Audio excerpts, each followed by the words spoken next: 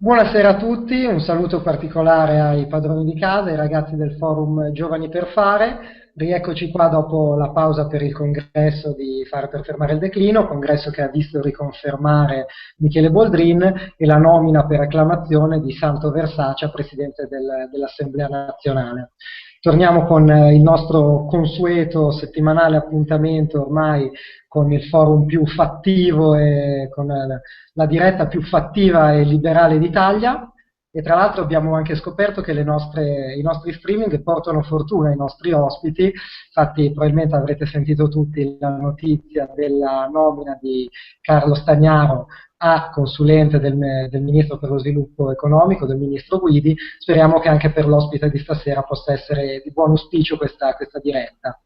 L'ospite di stasera è un ospite anche lui di altissimo profilo, è nato a Milano, laureato in Bocconi, sotto la supervisione del professor Mario Monti, dottorato a Chicago in economia, lavori di ricerca all'MIT e adesso insegna alla New York University. Interessi di ricerca in economia matematica, finanza, sociologia e teoria delle decisioni, editorialista prima per La Stampa e adesso per il quotidiano La Repubblica, è tra i redattori e fondatori del blog che noi tutti conosciamo, Noise from America. Stasera è qui con noi il professor Alberto Bisin. Grazie, Buonasera professore. buonasera a Gli tutti. applausi qua sono solo virtuali, se li deve immaginare. Va bene, nessun problema. Sì, spero anch'io che mi porti fortuna, non ho nessuna, come dire, velleità Gli incarichi istituzionali. Va bene, ma grazie lo stesso. Va bene così, non si sa mai. Allora, io partirei subito con due domande molto di attualità e poi mentre raccogliamo le domande sul primo argomento che tratteremo, che è l'Europa, partiamo invece con due domande di attualità. La prima è d'obbligo, dicevamo appunto la nomina di Carlo Stagnaro a consulente del ministro Guidi. Come valuta questo segnale a livello politico? Lo ritiene un buon auspicio per concreti passi avanti anche nella strada delle liberalizzazioni? Sì, non c'è dubbio, cioè è un ottimo segnale. Diciamo, questo governo sta mandando segnali molto contrastanti. Questo indiscutibilmente è un ottimo segnale. Carlo è una persona preparatissima, è una persona estremamente solida, decisa, pragmatico, diciamo, mi sembra la persona giusta, nel senso non è il tipo di persona troppo campata per aria, è uno che sa anche far politica, sa quello che deve sapere, è uno dei maggiori esperti d'Italia di liberalizzazione di questo tipo di questioni, meraviglioso, cioè devo dire non mi sarei mai aspettato l'avessero chiamato, sono felice che l'abbiano fatto. Speriamo gli diano spazio, insomma, ovviamente. Invece ho visto oggi, stalkerandola un po' su Facebook, che è meno felice chiamiamola marcia indietro del Premier Renzi sul piano proposto da Cottarelli di tagli. Insomma, rispetto agli entusiasmi iniziali sembra che stia rivedendo appunto tutti i tagli previsti. Sì, io l'ho trovata un'uscita veramente sfortunata, nel senso che quella come in tutte le famiglie, poi la mamma e il papà decidono cosa tagliare. Quella cioè, a parte che, diciamo, anche dal punto di vista mediatico, Renzi ha fatto Un ottimo, passo falso. mi sembra una meraviglia. Ma comunque, diciamo, l'idea di fare marcia indietro su un progetto di questo tipo, che peraltro, da quello che capisco, io ho visto solo gli slides, però da quello che capisco mi è parso un lavoro molto ben fatto, quello di Cottarelli. Il fare marcia indietro è un segnale drammatico, perché vuol dire, io l'ho interpretato davvero molto negativamente, perché vuol dire che ovviamente ha avuto pressioni, e le pressioni le comprendiamo, il fatto che lui abbia ricevuto una telefonata da Camusso o da non so chi, che dice questa cosa ci spaventa, non mi sarei stupito se lui avesse risposto alla telefonata dicendo non preoccuparti, però che l'abbia fatto pubblicamente, che abbia detto pubblicamente non preoccupatevi, non facciamo questa cosa, vuol dire, è un segnale di enorme debolezza. Io l'ho interpretato un pochino come il segnale che aveva dato Giarda quando Giarda, che era ministro, non mi ricordo a che cosa, ma comunque era la persona che si occupava della spending review sotto Monti. Dopo un po' di spinte Giarda ha detto vabbè, insomma, non è che vi potete aspettare granché, qui si tratta di qualche centinaio di milioni, non di più. quello secondo me è stato il momento in cui è crollato tutto, perché è stato chiaro che Monti non aveva spazio. E qui mi sembra un po' la stessa cosa, spero di sbagliarmi, insomma, però sono un po' la stessa cosa. Quando si è arrivati a toccare gli interessi cruciali, ha fatto La tutto. politica alza le sue palizzate e Ha fatto schiaccia marcia anche indietro e l'ha fatto politici. pubblicamente. Fare marcia indietro è una cosa, farlo pubblicamente veramente fa un po' paura, perché dà un segnale di debolezza, Sì. significa non posso fare altro. E quindi questo l'ho visto molto male, devo dire. Perfetto. Entriamo allora nel vivo dell'intervista, come da scaletta che vi abbiamo presentato a tutti quelli che ci stanno, a tutte le persone che ci stanno seguendo su Facebook in questi giorni. Primo argomento, l'Europa. Sì. Entrerei subito nel vivo dell'argomento chiedendo al professor Bisin quali interventi consiglierebbe per riavviare la crescita in Europa, in particolare nei paesi del sud, tagli della spesa a parte. Sì, dunque, la crescita, permettetemi di fare un attimo l'accademico e faccio un attimo un passo indietro. Diciamo. La crescita quasi per definizione è un fenomeno di offerta, cioè le variazioni di domanda sono variazioni diciamo, a frequenze di business cycle. La crescita è una cosa di lungo periodo, in Italia sono 20 anni che non si cresce, la crescita, quando si pensa a crescita in generale si pensa a lungo periodo. E in questo contesto quindi è una questione ovviamente di offerta.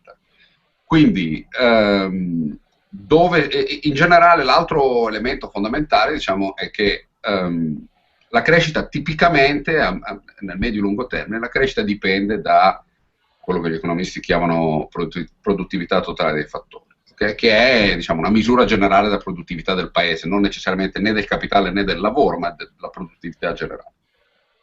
Questo è dove i paesi del sud sono diciamo, efficienti da tutti i punti di vista. L'Italia in particolare, ma anche la Spagna, ma anche la Francia, ovviamente Grecia e Portogallo. Questa è la questione. Purtroppo la difficoltà di questo, diciamo, la premessa è dovuta per dire che non c'è uno switch per la produttività totale dei fattori, dipende da 1 miliardo di cose, dipende dallo stato dell'educazione, dell'istruzione, voglio dire, dipende dai trasporti, dipende dai costi dell'energia, dipende dalle norme sociali del paese, dipende da così tante cose che diciamo, non vedo in un certo senso come si possa intervenire. È una questione direttamente cosa l'Europa può fare. L'unica cosa che l'Europa può fare è in qualche modo cercare di come dire, incentivare gli investimenti. Ovviamente incentivare gli investimenti non significa gli investimenti pubblici o non solo gli investimenti pubblici che tipicamente come dire, il pubblico fa non sempre bene, significa incentivare gli investimenti privati.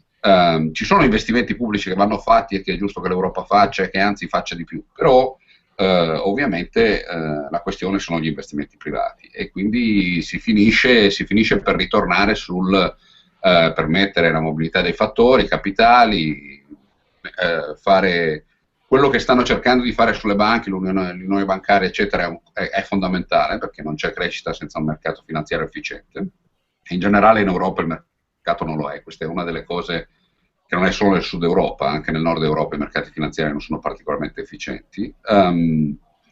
E quindi quella è una buona cosa, cioè intervenire sui mercati finanziari è una cosa ottima. Per il resto c'è relativamente poco da fare. Insomma, appunto, bisogna invece tornare ai tagli, bisogna cercare di sviluppare risorse in modo che il privato possa investire. Quindi innovazione. Il problema scusa, ti lascio subito. Il problema di questa cosa è se uno dice istruzione e innovazione, si pensa immediatamente agli interventi pubblici in istruzione e innovazione. Quello non è il punto, quello non è il problema. Cioè, innovazione è fondamentale per la crescita, ma l'idea che come dire, la comunità europea, con una immensa struttura burocratica che abbia, si occupi direttamente di innovazione, non è la strategia giusta. La questione è liberare risorse, insomma, perché vengano investite in innovazione. Ecco, tra questi possibili interventi, queste innovazioni, un federalismo fiscale europeo efficiente potrebbe agevolare questi, anche attrarre investimenti, stimolare gli investimenti anche privati? Assolutamente, questo è assolutamente fondamentale. Per noi, per i paesi del sud è assolutamente fondamentale. Stiamo rischiando, proprio appunto, dal punto di vista fiscale, stiamo rischiando, diciamo, noi paesi del sud Europa, di fare la stessa fine che il sud Italia fa rispetto all'Italia, cioè di di aspettare interventi dal nord, di Una continuamente mentalità assistenzialista, insomma. una mentalità un po' assistenzialista e rischiamo di far così. Purtroppo tutti i governi fino ad oggi hanno fatto questo, cioè sono andati a elemosinare supporto e nel breve periodo è anche plausibile che non ci sia altro da fare, insomma, però nel medio-lungo periodo questo non ha nessuna funzione. Ritorniamo a quello che dicevamo prima, cioè la crescita non si fa sulla domanda, si fa sull'offerta. Certo. Quindi significa attrarre investimenti dall'estero, che in Italia sono quasi completamente bloccati, significa attrarre capitale umano dall'estero, che anche questo in Italia non esiste, in Francia un po' di più, ma insomma. Significa riuscire a fare questo e per farlo bisogna, anche ad esempio nel campo dell'istruzione, bisogna liberalizzare un pochino i meccanismi, perché studiosi stranieri o anche studenti stranieri difficilmente vengono in Italia perché ci sono ogni sorta di lacci lacciuoli, incluso salari, capti salari, cose di questo tipo che rendono, in molte discipline, non in tutte ci mancherebbe, però in molte discipline rendono assolutamente impossibile. Ecco, appunto, parlava anche dell'attrazione di capitale umano. Il mercato del lavoro in Europa non è lontano dall'essere un mercato pienamente libero e efficiente, questo è sotto gli occhi di tutti. Pensa che le distorsioni del mercato si possano migliorare, si possano eliminare cambiando l'attuale struttura delle migrazioni intraeuropee? Possa essere un sistema, un problema proprio di flussi o di regulation, secondo lei? Ma io non credo che sia, onestamente non so quali siano le regolamentazioni sui flussi di capitale umano. Io, diciamo, quello che vedo è flussi in uscita, ad esempio, flussi in uscita dall'Italia continuamente. Purtroppo da quando io sono andato all'estero dopo, diciamo, l'università in Bocconi, una cosa che è cambiata drammaticamente è che è pieno di ragazzi italiani che vanno all'estero prima, cioè che vanno all'estero subito dopo i 3 anni o addirittura a fare all'estero i 3 anni. Questo è una cosa, come dire, è un segnale di mancanza di fiducia nelle strutture educative italiane molto grave.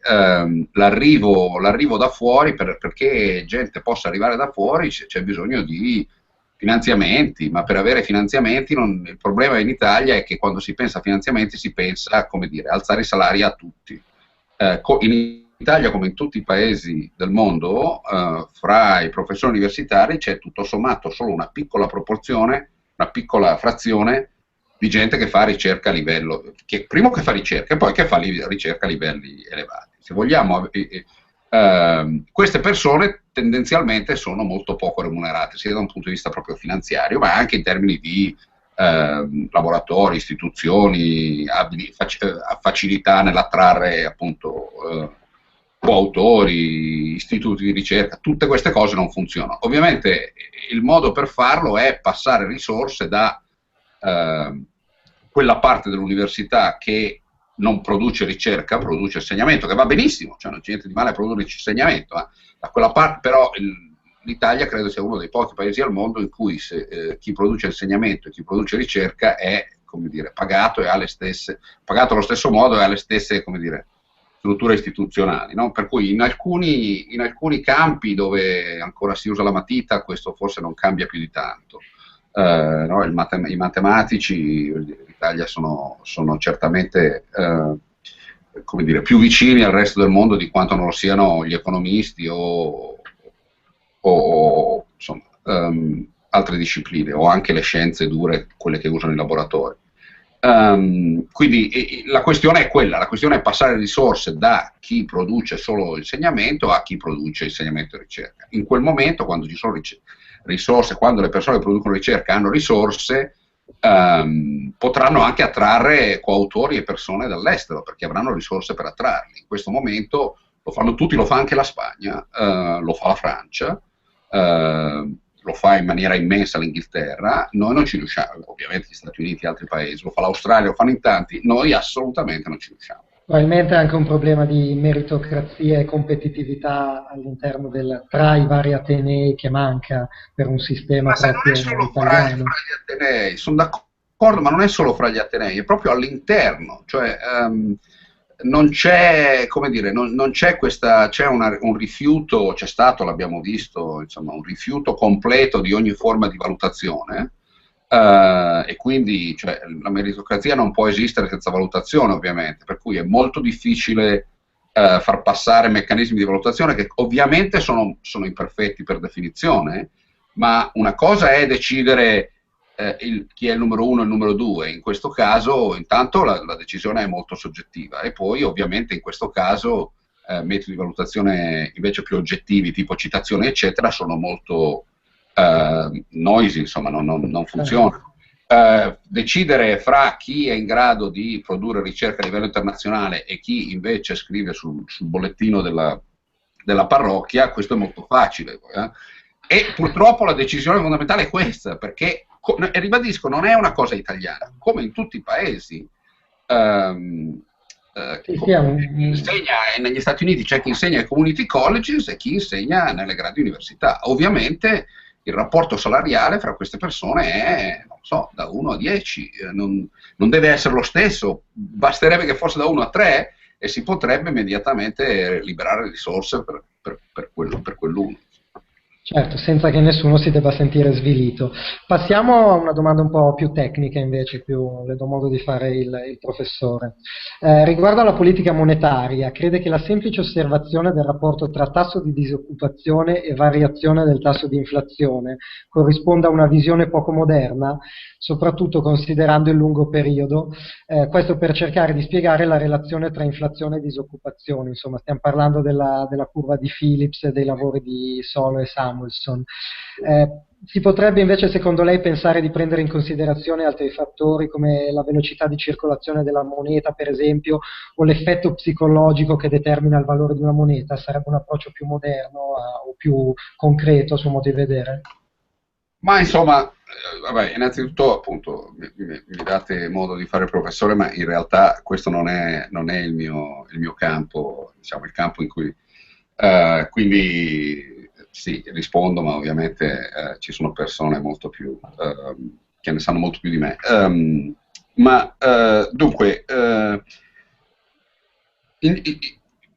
faccio un passo indietro, cioè il fatto che inflazione e disoccupazione siano le due variabili fondamentali per guidare la politica monetaria, credo sia, come dire, non credo che ci sia niente di antiquato o di poco moderno in questo. Sono oggettivamente le due variabili fondamentali, sono le variabili che ci importano, la stabilità dei prezzi è ritenuta fondamentale per come dire, il buon funzionamento di un'economia, e la disoccupazione è ovviamente uno dei problemi più fondamentali, invece reali, fondamentali che un'economia possa avere. Quindi è importante che si guardi a questo. La cosa che è però più importante, secondo me, che si sta un pochino perdendo, è la politica monetaria è fatta di regole, no? C'è questa vecchia distinzione economia, o vecchia neanche tanto, ma insomma questa distinzione economia fra regole e discrezionalità. È assolutamente fondamentale che la politica monetaria sia fatta di regole. Perché? Perché è molto facile intervenire discrezionalmente e fare, come dire, del bene nel momento immediato e fare un gran casino dopo. Questa è la cosa assolutamente più importante.